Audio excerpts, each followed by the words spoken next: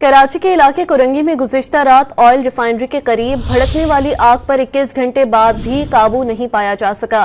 गुज़िश्ता रात खाली प्लॉट पर पानी की बोरिंग के दौरान आग भड़क उठी थी।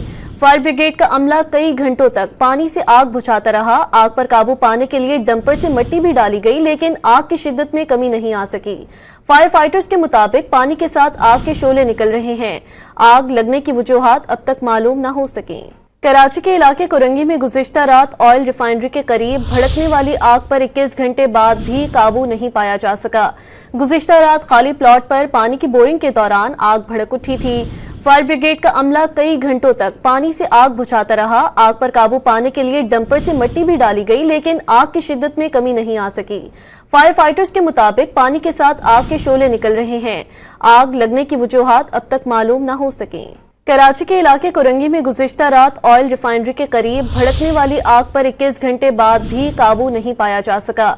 गुज़िश्ता रात खाली प्लॉट पर पानी की बोरिंग के दौरान आग भड़क उठी थी। फायर ब्रिगेड का अमला कई घंटों तक पानी से आग बुझाता रहा। आग पर काबू पाने के लिए डंपर से मिट्टी भी डाली गई, लेकिन आग की शिद्दत में कमी नहीं आ सकी। फायर फाइटर्स के मुताबिक पानी के साथ आग के शोले निकल रहे हैं। आग लगने की वजूहात अब तक मालूम न हो सकी।